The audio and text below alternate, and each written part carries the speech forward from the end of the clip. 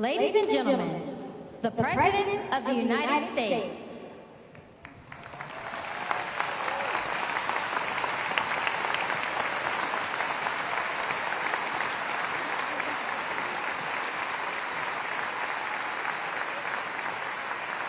Good afternoon, everyone. Thank you, thank you, thank you. Friends, partners, Speaker Pelosi, members of Congress who've traveled here to represent the United States, and fellow leaders. It's an honor to once again participate in this critical summit. And I'd like to thank our host, President Sisi, for bringing us together at this pivotal moment. Thank you, Mr. President.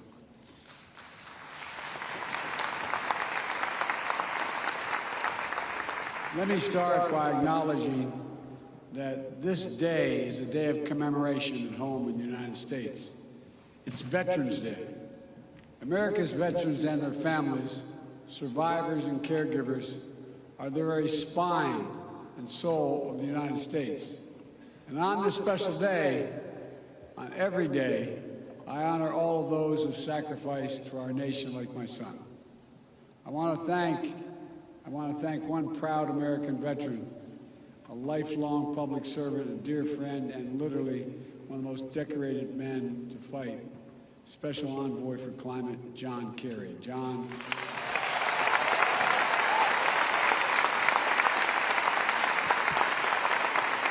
John, your commitment, your passion, your diplomatic expertise have been absolutely critical to delivering incredible progress on climate issues over the past 2 years.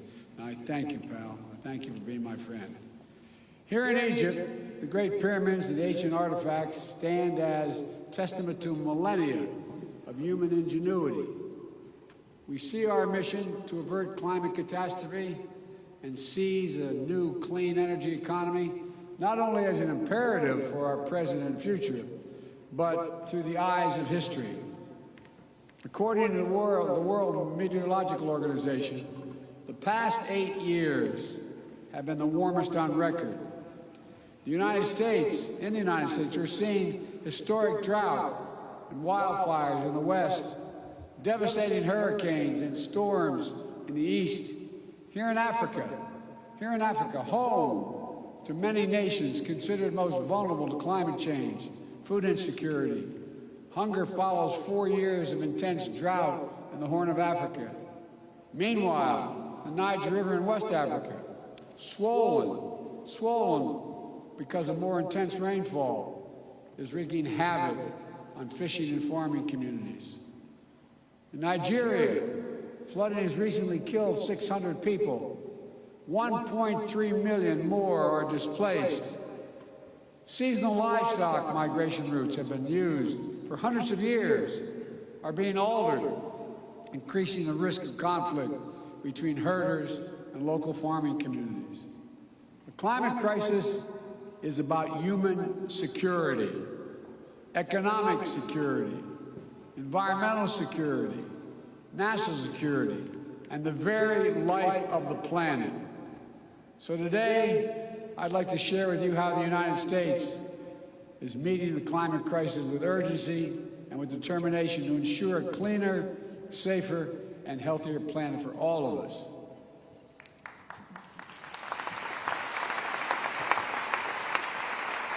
From my first days in office, my administration has led with a bold agenda to address the climate crisis and increase energy security at home and around the world. We immediately rejoined the Paris Agreement. We convened major climate summits and reestablished. I apologize whoever pulled out of the agreement. We established major economies forum to spur countries around the world to raise their climate ambitions. Last year at COP27 in Glasgow, the United States helped deliver critical commitments that will get 2/3 of the world's GDP on track to limit warming to 1.5 degrees Celsius. Over the past 2 years, the United States has delivered unprecedented progress at home through a generational investment in upgrading our nation's infrastructure. We're making our power grid better able to transmit clean energy, expanding public traffic, transit and rail, building a nationwide network of electric vehicle charging stations, over 50,000. And this summer, the United States Congress passed, and I signed into law my proposal for the biggest, most important climate bill in the history of our country, the Inflation Reduction Act.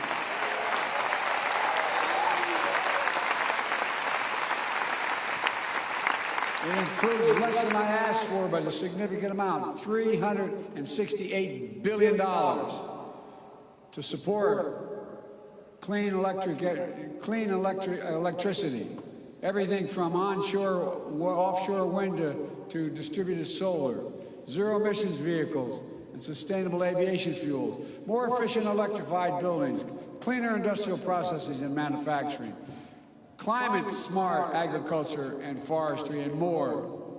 Look, our Department of Energy estimates that the new law will reduce emissions in the United States by about 1 billion tons in 2030, while unleashing a new era of clean energy-powered economic growth. Our investments in technology, from electric batteries to hydrogen, are going to spark a cycle of innovation that will reduce the cost and improve the performance of clean energy technology that will be available to nations worldwide, not just the United States. We're going to help make the transition to a low-carbon future more affordable for everyone, accelerate decarbonation beyond our borders. In fact, the International Energy Agency recently concluded that our significant climate investment will, quote, help turbocharge the emerging global clean energy economy. I was reading their quote, sorry. It's going to shift the paradigm for the United States and the entire world. We also ratified the Gallup Amendment to rally the world in phasing down the production and consumption of HFCs, greenhouse gases, that are thousands of times more damaging than carbon dioxide. And just yesterday, the United States became the first government to require that our major federal suppliers disclose their emissions and climate risks and set targets for themselves that are aligned with the Paris Agreement.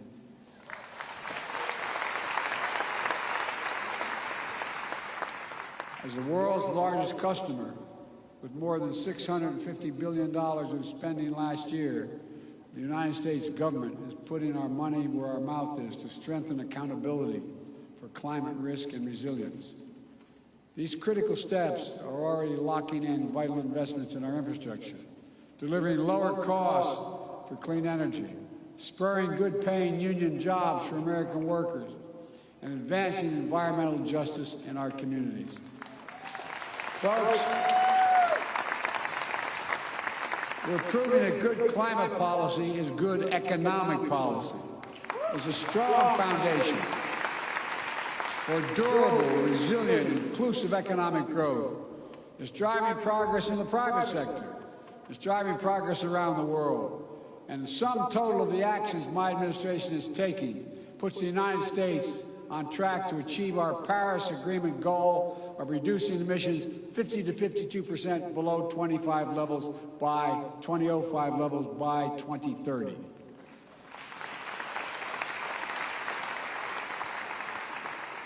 Let me just take a moment to emphasize how meaningful it is that I can say that. I introduced the first piece of climate legislation in the United States Senate way back in 1986, 36 years ago. My commitment to this issue has been unwavering. Today, finally, thanks to the actions we've taken, I can stand here as President of the United States of America and say with confidence, the United States of America will meet our emissions targets by 2030.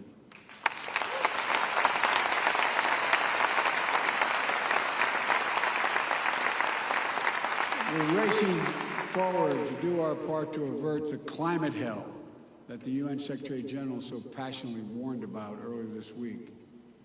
We're not ignoring harbingers that are already here. It's true, so many disasters, climate crisis is hitting hardest those countries and communities that have the fewest resources to respond and to recover. And that's why last year I committed to work with our Congress to quadruple U.S. support to climate finance and provide $11 billion annually by 2024, including $3 billion for adaptation. That's why the Fund Emergency Plan for Adaptation and Resilience, PREPARE we call it, to help more than 500 million people in developing countries respond to climate change. We're already requested more than $2 billion for the PREPARE this year. I'm going to fight to see that this and our other climate objectives are fully funded. Today, as a down payment, we're announcing more than $150 million in initiatives that specifically support PREPARE's adaptation efforts throughout Africa, including Adaptation in Africa, effort that Egypt and the United States launched together in June. This includes support for expanding early warning systems to help cover Africa, broadening access to climate finance, providing disaster risk protection, strengthening food security, mobilizing the private sector, and supporting new training center in Egypt to accelerate adaptation across the efforts all across the continent. My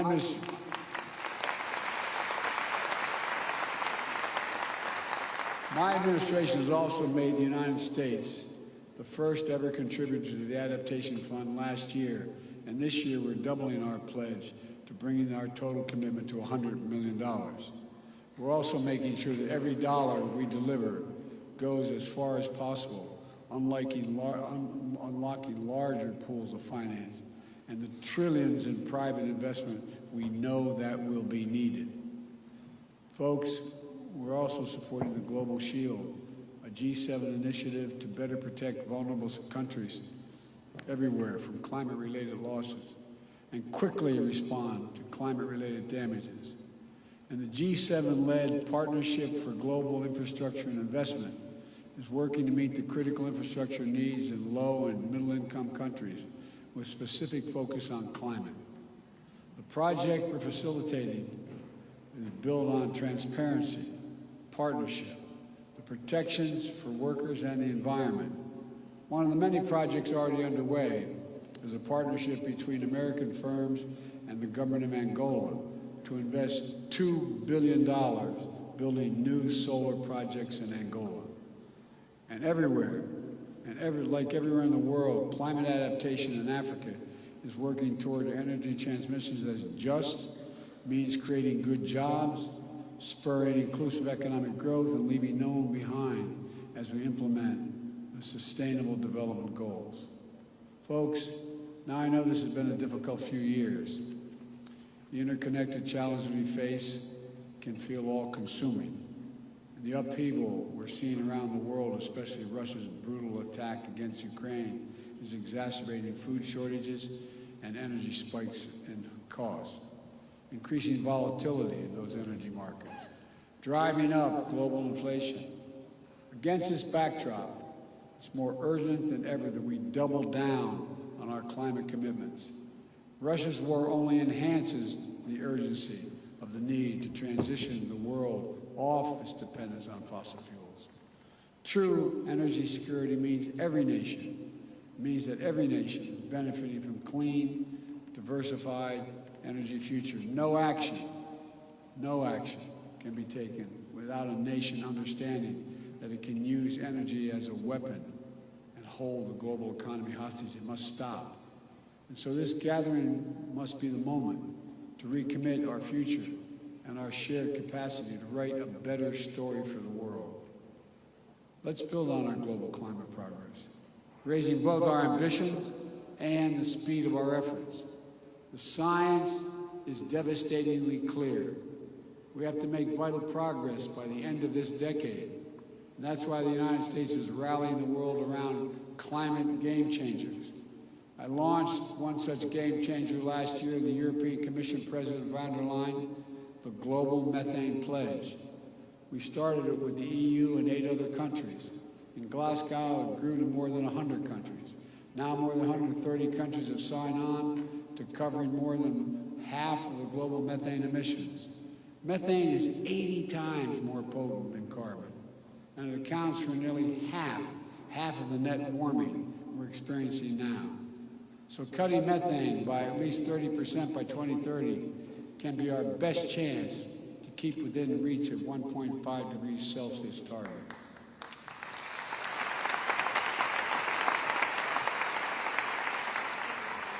Today, we're releasing an updated Methane Emissions Reduction Act plan, which lays out how the United States is meeting the pledge.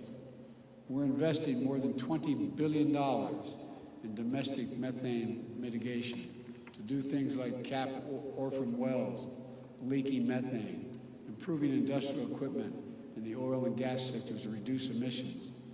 It also lays out strong regulatory actions, including a new proposal from our Environmental Protection Agency to strengthen standards on methane across sectors, especially from super emitters, to make sure it's not released into communities impacting on public health.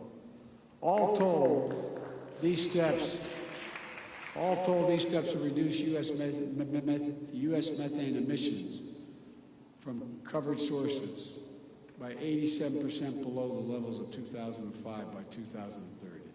Folks, another game changer is conserving our natural environment, whether it's the Congo Basin's forests and peatlands here in Africa, or the Amazon Basin in South America, or forest, wetlands, grasslands in the United States. Preserving nature is one of the most impactful climate solutions we have.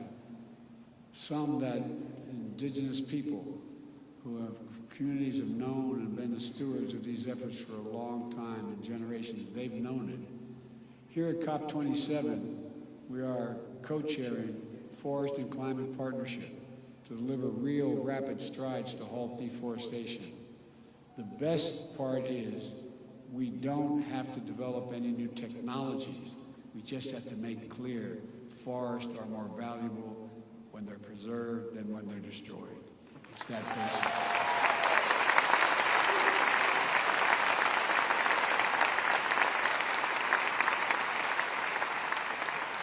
And those who are able should be chipping in to help those countries, in fact, preserve those great forests. We're bringing together partners across the public and private sector and philanthropic sectors to put the healthy ecosystem at the heart of healthy economies. This is it's going to take all of us. It's going to take all of us. We need to harness our capacity to tackle emissions in economic sectors like international shipping. If the shipping sector were a standalone economy, it would rank as the 10th largest emitter in the world. So together with Norway, the United States has launched the Green Shipping Challenge. During this COP, we've seen dozens of commitments from governments as well as ports and private companies to facilitate green shipping corridors and align the sector with the 1.5 degree goal. If we can accelerate actions on these game changers, we can reach our goal. We can keep it within reach as well. But to permanently bend the emissions curve, every nation needs to step up. At this gathering, we must renew and raise our climate ambitions. The United States is acting. Everyone has to act. It's a duty and responsibility of global leadership. Countries that are in a position to help should be supporting developing countries so they can make decisive climate decisions, facilitating their energy transitions, building a path to prosperity and compatible with our climate imperative.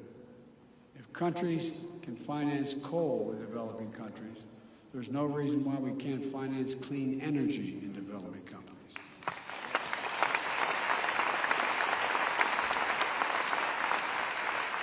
I'm pleased to announce today, alongside the European Union and Germany, a $500 million package to finance and facilitate Egypt's transition to clean energy.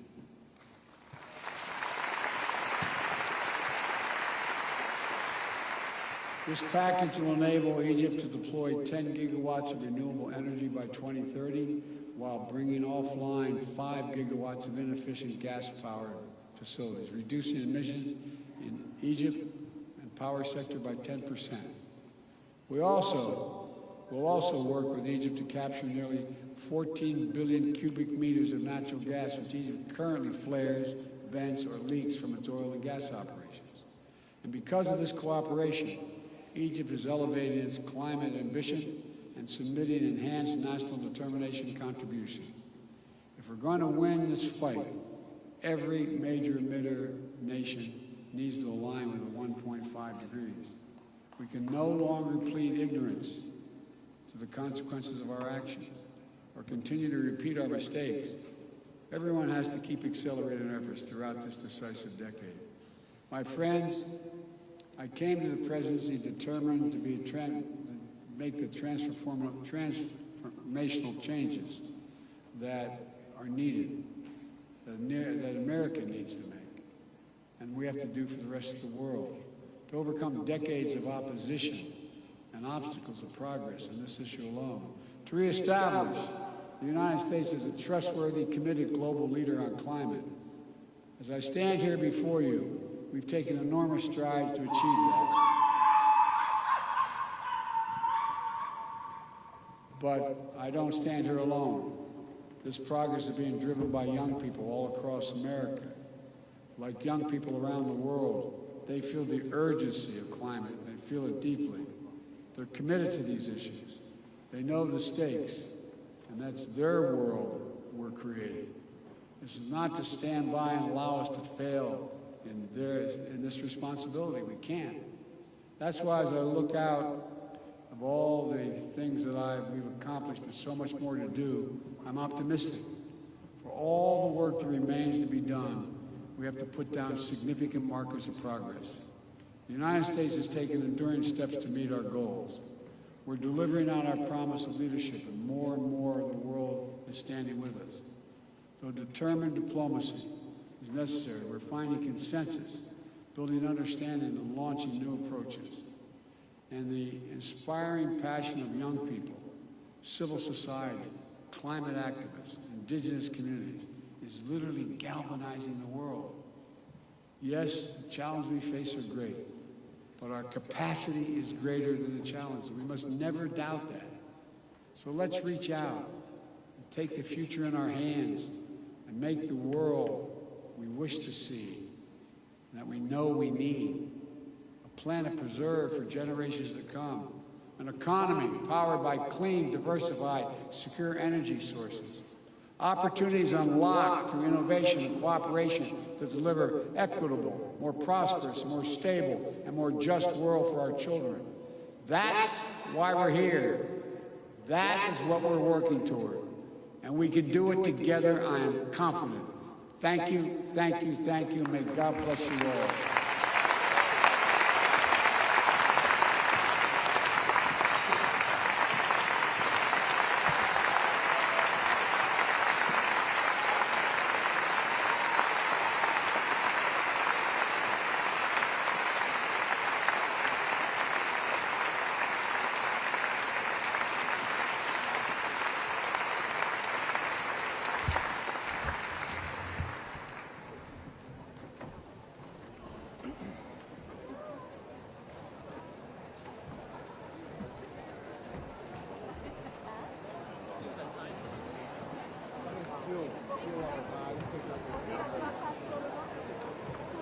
Take a